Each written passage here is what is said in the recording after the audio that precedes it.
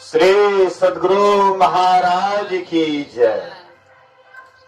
तो रावण के अंदर में कुमति आई। रावण के पास में कोई कमी था। हम लोग थोड़ा थोड़ा धन जमा करने के लिए पूरा परेशान हो रहे हैं, लेकिन उनके पास में कोई कमी थी। सोने के महल, रुपए के छाजा, और छोड़ चले नगरी के राजा। सोने का महल था, एक पर एक, रूप पर रूप सजा हुआ था, सारी व्यवस्था थी। आपस में जब तक मेल रहा, रावण के अंदर में जब तक सुबुद्धि रही, तब तक उनका सारा काम ठीक चला, धन संपत्ति भी उनका रक्षित था। लेकिन जैसे कुमति आई, कुबुद्धि आई, वैसे ही क्या हुआ, पूरा लंका ध्वस्त हो गया। रहा न कुल को रोवन हारा, कुल में रोने वाला तक नहीं रहा। इसलिए हम लोग अपने मन को रावण न बनाएं, रावण के तरफ नहीं जाएं, अपने अंदर में सद्बुद्धि लाएं, सद्विचार लाएं। जहां अच्छी संगति हो वहां जाकर के बैठें, जहां बुरे संगति वहां से दूर रहें। जहां सुमति तह संपत्ति नाना, जहां कुमति तह विपत्ति निधाना। जहां सुमति होती है वहां पर संपत्ति नाना, नाना प्रकार की संपत्ति। नाना प्रकार की संपत्ति मतलब खाली धन है संपत्ति, खाली धन है संपत्ति, नाना प्रकार। यहाँ पर एक प्रकार के धन को नहीं कहा गया, एक प्रकार की संपत्ति को नहीं कहा गया। नाना, अनेक प्रकार के, अनेक प्रकार की संपत्ति क्या है? आपके पास धन भी है, आपके पास परिवार में मेल भी है, एक दूसरे से सुमति से रहते हैं, एक दूसरे से प्रेम है, थोड़े में संतुष्ट रहते हैं, थोड़े में जितना होता है उसी में संतुष्ट रहते हैं। तो देख लीजिए आपके पूरे परिवार में, आपके घर में सुमति विराजेगी। एक बार भगवान विष्णु लक्ष्मी मां से कहते हैं, लक्ष्मी बहुत दिन हो गया है, पृथ्वी पर घूमने का मन करता है, मेरी बहुत प्रबल इच्छा हो रही है घूमने की, वहां की हरियाली को देखने का, वहां के वातावरण को देखने का बहुत प्रबल इच्छा हो रही है। लक्ष्मी कहते हैं, प्रभु जब आप जा रहे हैं तो हम भी जाएंगे आपके साथ। बोले कि तुम मत जाओ। बोले कि नहीं प्रभु, मुझे भी साथ लीजिए, मेरी भी प्रबल इच्छा है। जब बहुत कोशिश किए, बोले कि अच्छा कोई बात नहीं, चलो। तो दोनों चलते हैं। सुबह का समय था, रात में हल्का बारिश हुई थी, इसलिए जब सूरज का किरण पड़ता था तो एकदम बड़ा ही सुंदर दृश्य लग रहा था पृथ्वी का। भगवान विष्णु चेतावनी दिए थे कि लक्ष्मी तुम जा रही मेरे साथ, लेकिन संयम में रहना, सब तरफ तुम जाना, सब तरफ देखना, लेकिन उत्तर दिशा में मत देखना, उत्तर मत जाना। लेकिन जिधर लोग मना करते हैं तो उधरे बेसी जाने की इच्छा होती है। माँ बाप कहते बेटा एने ने जो यहाँ, तो बेटा के मन में कि एने किया रोक लगे, एने पहले जाकर देखे। बोलिए श्री सद्गुरु।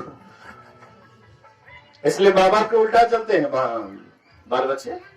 माँ बाप कहते हैं कि बेटा ये काम नहीं करे तो हम वह काम कर रहे, देखिए कि किया मना कर लेते, लेकिन उनके लाभ के लिए कहते हैं, लेकिन उधरे ज्यादा लोग जाते हैं।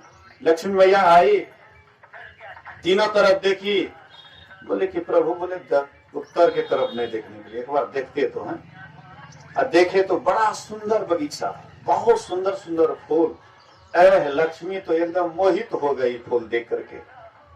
जाती है और वहां से एक फूल को तोड़ लेती है, आई प्रभु के पास, प्रभु की आंख में आंसू। बोलिए श्री सद्गुरु महाराज। बैठ बैठ बैठ बैठ, 10 मिनट बच लिए 5 बजे में, बीच में उठ बैठने। बोलिए श्री सद्गुरु। लक्ष्मी जैसे आई फूल लेकर के, प्रभु के आंख में आंसू। आश्चर्य। लक्ष्मी माँ देखती है कि प्रभु के आंख में आंसू। प्रभु बोले कि हाँ, तुमसे बड़ा गलती हो गया। एक गरीब माली का ये बगीचा है, बहुत मेहनत करके फूल को सींच करके उसको पैदा करते हैं, उसी से उसका परिवार गुजर बसर करता है, और तू जो ये फूल तोड़ ली, बहुत गलत की है, इसीलिए इसका पनिशमेंट तुमको भोगना पड़ेगा। 3 साल तक उसके यहाँ नौकरी करना पड़ेगा। 3 वर्ष तक वह मालिक यहाँ, माधव मालिक यहाँ तुमको जा करके नौकरी करना पड़ेगा। बोले कि प्रभु की आज्ञा सिरोधार्य है। ये जाती है माधव मालिक यहाँ, और कहते हैं गरीबनी का वेश बना करके, गरीबन महिला की वेश बना करके जाती है और उनसे कहती है कि मैं आपके यहाँ नौकरी रहना चाहती हूँ, मुझे भी रख लीजिए, मेरे परिवार में कोई नहीं है, मैं अकेली भटक रही हूँ, आपके इस परिवार में शरण मिल जाता तो बड़ा अच्छा होता। माधव माली कहता है कि देखो मुझे 4 बेटी है, और 4 बेटी में अगर तुम मेरी बेटी बन करके रहेगी तो मैं समझूंगा कि मुझे 5 बेटी है, लेकिन मैं कोई धनी आदमी नहीं हूं, किसी तरह से फूल बेच करके गुजर करता हूं, और उसी से जो आमदनी होता है उसी से परिवार चलता है, इसीलिए तुमको वैसे ही जैसे हम लोग अन्न खाएंगे उसी तरह से तुमको भी। बोले कि स्वीकार। एक ही घर था, उसी में सब कोई रहते थे, लेकिन बड़ा प्रेम प्यार से रहते, सबके अंदर में सुबुद्धि थी, बड़ा प्रेम प्यार। लक्ष्मी वहां पर रहने लगी, रहते रहते अब तो भूल ही गई बैकुंठ को। बोलिए श्री सद्गुरु महाराज। परिवार में इतना मेल, इतना प्रेम, इतना प्यार, भूल ही गई। रहने का 3 साल तो रह गई 5 साल, ख्याल ही नहीं रहा, इतना आपस में प्रेम प्यार। वाह, 5 साल तक रह गई। ख्याल आया, ओ प्रभु का आदेश तो 3 साल, और हम तो यहाँ आकर के इतना प्रेम प्यार मिला कि हम 5 साल रह गए। हाँ, प्रभु देखते होंगे आशा। इसके बाद वह माधव माली गए थे फूल की बगीचा, उधर से जब आए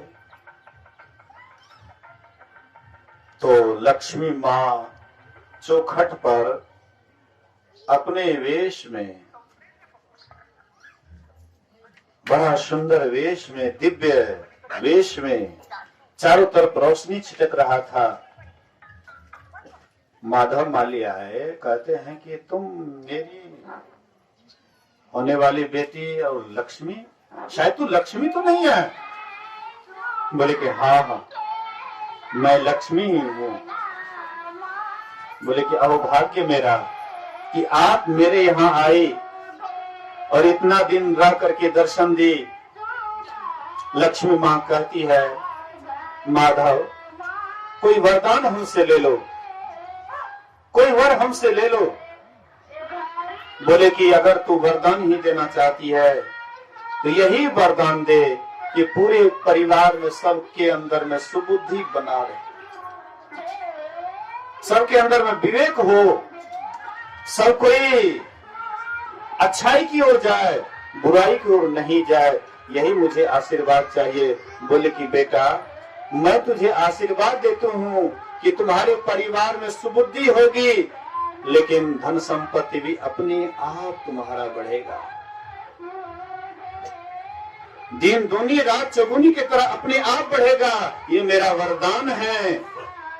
लक्ष्मी माँ चली गई, लेकिन अपना आशीर्वाद दे करके गए। वह परिवार कुछ ही दिनों में पूरे के पूरे सब के सब सुखी हो गए।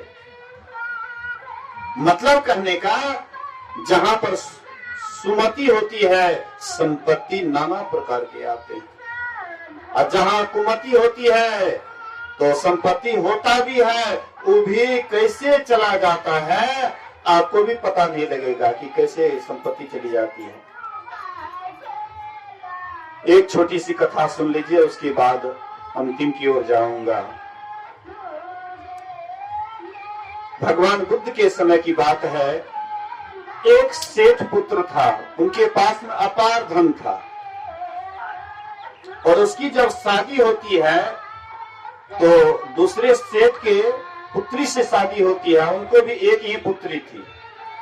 दोनों का संपत्ति एक जगह हो जाता, मतलब काफी धन हो गया। लेकिन सेठ पुत्र को नाचने गाने का आदत बना हुआ था, इसलिए नाच गान करने के लिए राजा के यहाँ जाते थे। उनकी पत्नी को भी उससे लगाव था, प्रेम था, वो भी जाती थी। राजा भी वहां पर इनाम में बहुत धन संपत्ति देते थे। लेकिन रास्ते से जब जाते थे तो कुछ शराबी लोग सोचे इनके पास में अपार धन है, क्यों नहीं इसको किसी तरह से आदत डाला जाए। तो एकाएक कहेंगे तो पिएंगे नहीं, इसीलिए शराब की तारीफ हो, बड़ाई हो। तो जब जब ये अगल बगल से जाते कहते वाह क्या शराब पीने में मजा आता है। अरे जो शराब पीता उसका तकदीर बन जाता है। मतलब बड़ाई बढ़ा चढ़ा करके किए। अब बड़ाई सुनते सुनते एक दिन सेठ पुत्र के मन में हुआ कि ये लोग बहुत बड़ाई करते, तारीफ करते हैं शराब की, एक बार चलना चाहिए।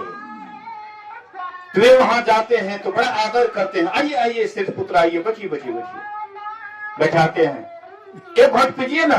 लेकिन नहीं हम शराब उराब नहीं पीते, आप लोग पीजिए। अरे ये घोट पीने में क्या लगा होगा, थोड़ा सा पीजिए, एक घोट में कुछ होगा, एक बार पी करके तो देखिए। एक घोट पिए, दूसरे रोज आए गिलास भर दिए, अरे पीजिए ना, कल पिए थे तो कुछ हुआ था, पीजिए। 2 गिलास 3 गिलास, इस तरह से धीरे धीरे उसको आदत पड़ गया, लत लग गया। याद रखिएगा शराब अकेले नहीं आते, उसके साथ में बहुत को लेकर के आते हैं। एक राजा था, उसके मन में शराब पीने की इच्छा हुई। मंत्री से कहते मंत्री जाओ बाजार और शराब खरीद करके लाओ। मंत्री बड़े बुद्धिमान थे। अभी आप लोग सुन रहे थे सचिव वैद्य गुरु 3 जो प्रिय बोलहि भय आस, राज धर्म तन 3 जो वेग ही पावहि नास, वेगते पावहि नास। सचिव कहते हैं मंत्री को। जिस राजा का मंत्री अच्छा होता है वह राज्य बहुत सुंदर ढंग से चलता है। वैद्य अगर बढ़िया वैद्य हैं, अच्छे वैद्य हैं, तो वे अच्छी तरह से रोगी का देखभाल करते हैं तो वह भी ठीक हो जाता है। गुरु भी अगर मुंह देख करके नहीं बोले, सीधा और सही बात बोले, तो इससे शिष्य का भी उद्धार होता है, कल्याण होता है। तो इसी तरह से वह मंत्री बड़ा बुद्धिमान था। वह गया बाजार, सुबह गया तो शाम को लौट करके आया। अब शराब पीने की इच्छा है और सुबह जाए शाम लौट करके आए, गुस्सा तो राजा के अंदर में पूरा एकदम गुस्सा से भरा हुआ था। लगा लो, राजा आए गुस्सा करके कहते हैं अरे मैंने तुझे शराब के लिए भेजा, तू भर दिन लगा दिया। बोले महाराज शराब अकेले लेकर के आते तो फिर ठीक नहीं रहता।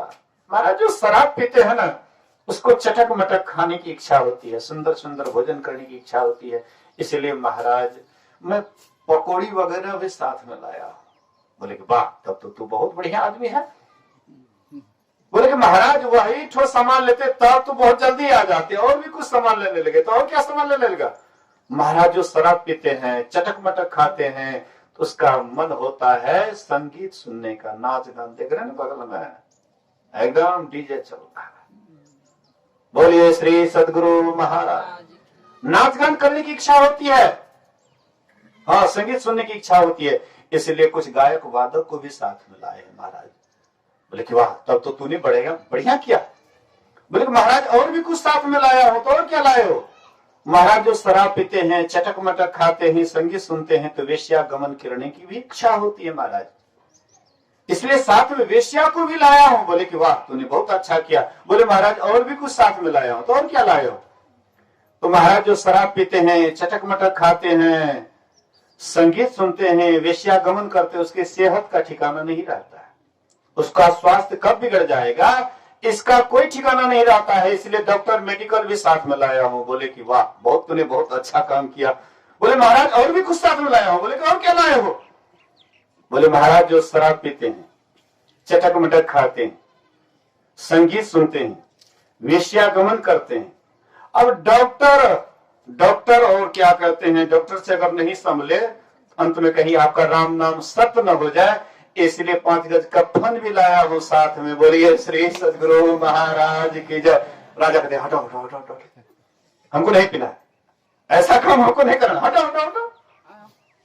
इसलिए याद रखिए, तो सेठ पुत्र को बराबर बड़ाई किए, शराब पीने की इच्छा हुई या शराब के पीछे संगीत सुनने लगे, वेश्या गमन करने लगे, बढ़िया बढ़िया भोजन करने लगे। मतलब कुछ ही दिनों में उसका सारा धन पानी की तरह बह जाता है। अंत में बेचारे सारा धन जब खत्म हो गया तो द्वार द्वार का मेहमान हो जाता है, कटोरी लेकर के भिक्षा मांगने लगा। जो एक दिन सेठ पुत्र था, अपार धन था, कई पीढ़ी बैठ करके खाते तो पर भी धन नहीं खत्म होता, लेकिन नशा के कारण सारा धन नाश हो गया। अंत में कटोरा लेकर के भिक्षा मांगने लगे, और होते होते वे एक दिन जाते हैं जहां पर भगवान बुद्ध सत्संग कर रहे थे, जेतवन। वहां पहुंचते हैं और वे भिक्षुओं के द्वारा जो जूठन पत्तल पर छूट गया था, वही जूठन दोनों पति पत्नी उठा करके खाने लग जाते हैं। भगवान बुद्ध देख करके हंस दिए। जैसे भगवान बुद्ध हंसते हैं, आनंद पूछते हैं कि प्रभु बनते आपने क्यों हंसा? बोले कि आनंद, देखो इनके पास में अपार धन था, कई पीढ़ी बैठ करके खाते, लेकिन शराब का लत लग गया, गलत कुसंगति के कारण शराब का लत लग गया। देख लो आज ये भिखारी बन करके दर दर भटक रहा है। इसलिए भिक्षुओं याद रखना, जो जवानी में धन संग्रह नहीं करते हैं, जो जवानी में ब्रह्मचर्य का पालन नहीं करते हैं, वे बुढ़ापे में क्रोंच पक्षी की भांति संताप को प्राप्त करते हैं। एक पक्षी होता है क्रोंच पक्षी, जब बुढ़ापा आ जाता है दिन रात वे चिंतित रहते हैं। मछली को तालाब में जाते हैं, मछली को अपने से पकड़ नहीं पाते हैं, इसलिए दिन रात चिंतित रहते हैं। कहते वही क्रोंच पक्षी की भांति वह मनुष्य का भी हाल होता है।